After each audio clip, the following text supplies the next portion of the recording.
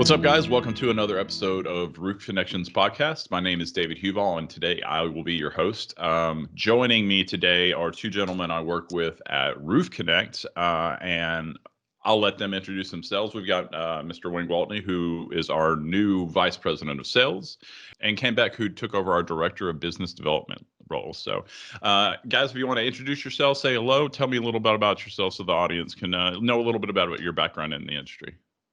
All right. Hey, David. Thank you for the invitation.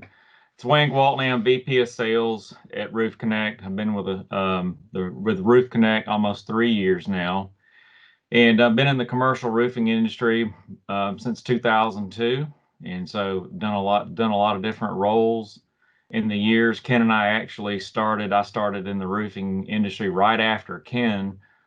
He recruited me into the commercial roofing industry after he joined himself, and so we've got a long history together. And I've had a great time at RoofConnect in the 3 years that I've been here, and looking forward to 2021. Thanks, Wayne. I'm Ken Beck, and I've been with RoofConnect almost exactly a year now, as of December 30th, and so, like Wayne said, he and I have known each other for a long time, probably longer than some people that are on this call have been alive. But we've enjoyed our careers together, and we both enjoyed the roofing industry since 2002. So, look forward to the rest of the podcast. Thanks, David. Thanks for having us. Thanks, Ken. Thanks, Wayne. Guys, today I want to talk a little bit about how RoofConnect can help their clients with either wrapping up their year-end budget, or more than likely now we're moving into 2021. Can you tell us, for your clients, how important is budgeting and forecasting future facility maintenance expenses when it comes to their roofing portfolios, or even like a paving portfolio?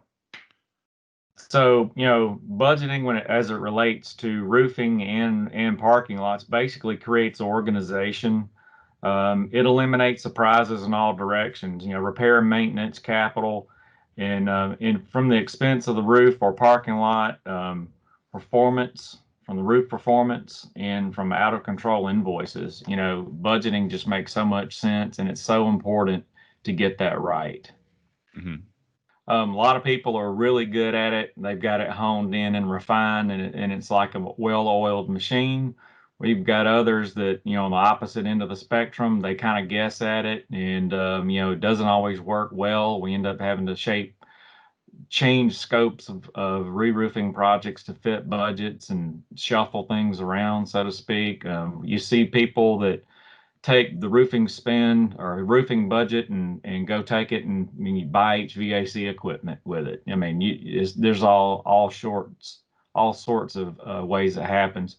So it's very important, but we at RoofConnect do have options to help people in planning to manage their portfolios and budgets for roofing and paving.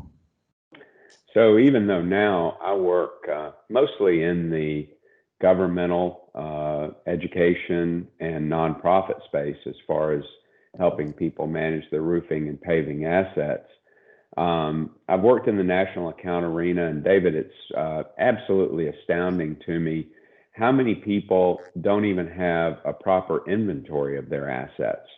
So a lot of times it starts out with that. And like Wayne said, everything from helping somebody figure out exactly what they have in their inventory to helping them to refine a budget that's actually in pretty good shape at this point. So it is important because roofing and paving tend to be some of the most expensive items for managing your assets. Apologize, gentlemen. It's all right. I've done it before. It happens. Not a big deal. Moving on further into what you said, let's say I just stepped into a new role. I've as a mayor regional manager for a retail company that covers 5 or 6 states, and I've got 20 or 30 facilities that I'm taking care of. Walk me through the process of trying to create a budget for a customer like this. Right. So you would need to inventory your assets. Whether you're talking about roofs or parking lots, you want to inventory it, have them inspected, and kind of kind of take a we can the match the strategy towards your budget. If you've got it looks like I'm going to have $1 million this year. How do I spend that?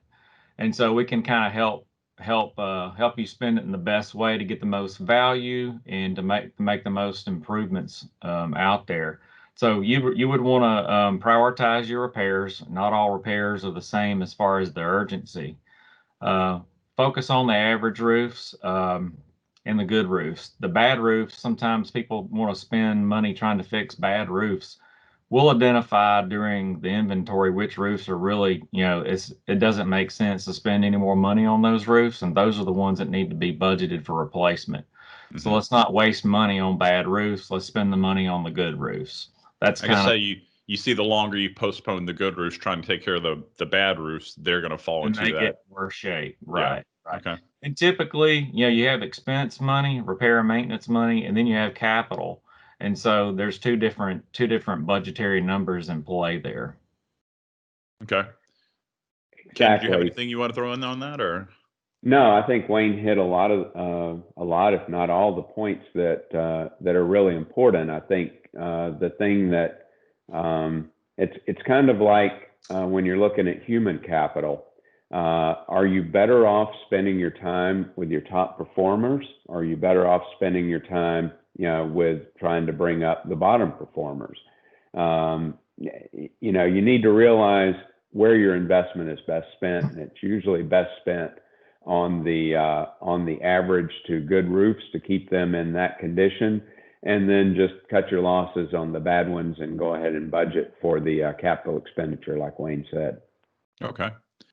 So in a year like 2020, when companies are dealing with the pandemic and the economy being down, what are some tips you have for building owners to reduce their cost associated with their roofing or paving portfolios? So I would say be proactive on your repairs. If you evaluate your roofs and you actually decide what the minor repairs are today that will prevent the major repairs in the future, and you do that proactively. We've really studied this, and what you're looking at is a cost of 4 times as much to do reactive repairs as you are for proactive repairs. Maybe 4 cents a square foot versus 16 cents a square foot for proactive versus reactive. And we always encourage people to spend that proactive money to keep from having those negative surprises. Right. Mm-hmm. Yeah, it was actually a major manufacturer that did an independent study that came up with that pricing sample that Ken just referenced.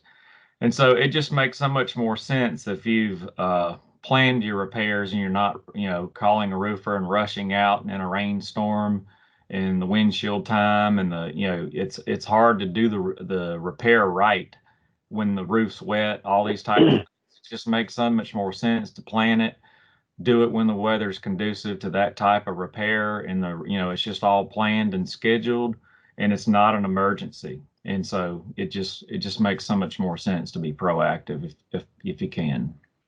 Well, speaking of the cost associated with the budgeting for the year, whether it's repairs or maintenance, or a lot of companies now are looking into putting solar on the roof to offset certain costs or taxes or other things, or if they're going to get up there and replace the roof anyways, they're looking at solar to offset costs. Can you talk a little bit about the solar initiatives and programs that impact clients' budgets?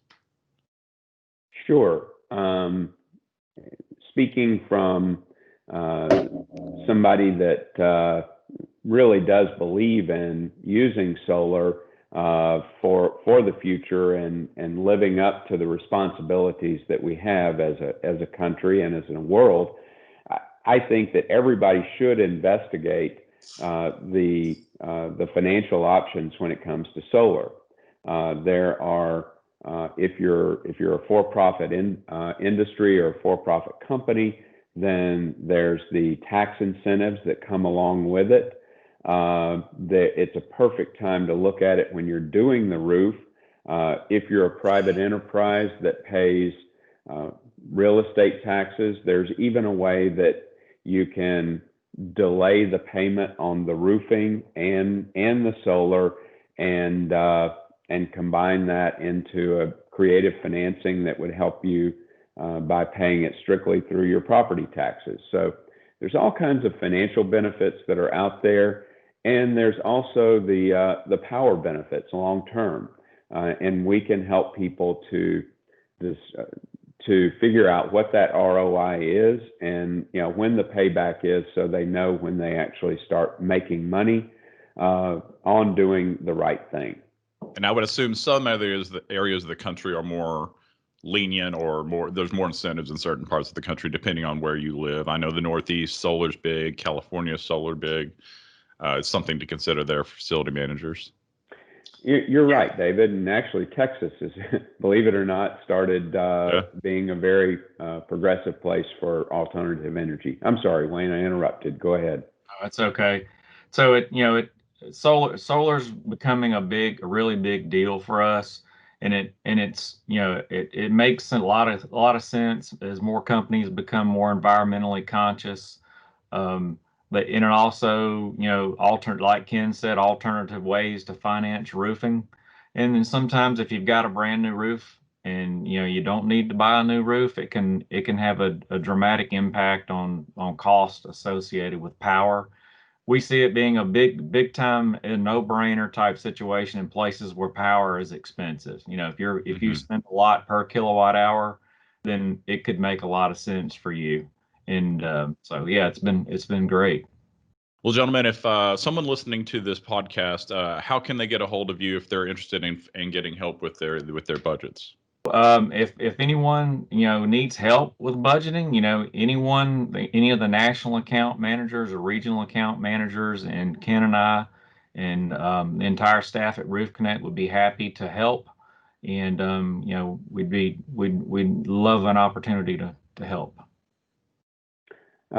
David, they can simply go to the RoofConnect website. All of our contact info is on there, and we'd be happy to make suggestions to them over the phone or in person regarding how we could help them or how they can find help for establishing a roofing budget and a long-term plan for maintaining their assets. Well, guys, I appreciate you coming on the podcast with me today. Well, thanks for tuning in, guys. Again, my name is David Huball. I wanted to let you know that we also share this podcast on YouTube. You can see it over my shoulder back here. If you go to YouTube and search Roof Connections Podcast, all of these episodes are also available there if you want to watch it. Make sure to follow us on social media and Twitter. You can just find us at Roof Connections Podcast. Thank you for watching, and we'll see you guys later. Thanks.